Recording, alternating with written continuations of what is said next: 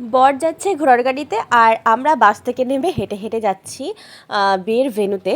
কারণ এখান থেকে বর যাচ্ছে ঘোড়ার গাড়িতে, তাই জন্য আমরা সবাই তার পেছন পেছন তত্ত্ব নিয়ে কেউ খালি হাতে।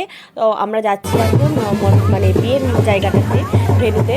তো এখানে দেখো খোলা মাঠের ভিতর বিয়েটা হচ্ছিল। তো এখানে চলছে বরের বরণ। চারিদিক থেকে দেখো ফুল নিয়ে মানুষ এমনভাবে ঘিরে রেখেছে, হাতে আবির। আর বরকে তো গেট ধরবে, এটা তো জানা কথা। তো বরকে গেট ধরেছে আর আমরা পাশ থেকে তাড়াতাড়ি করে বেরিয়ে চলে গেছি বিয়ের জায়গাটাতে, মানে যে জায়গাটা থেকে সবাই লোকজন ছিল ওখানে। ভিতরে বাইরে কি হচ্ছিল আমরা পাশ কাটিয়ে বেশ চলে এসেছি, মানে আমাদেরকে আগে চলে আসতে বলা হয়েছিল সবাই।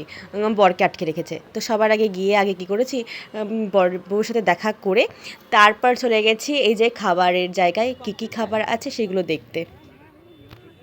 অনেক রকম মেনু ছিল, তো সেই সব মেনুর ভিডিও করতে গেলে অনেকটা বড় হয়ে যাবে।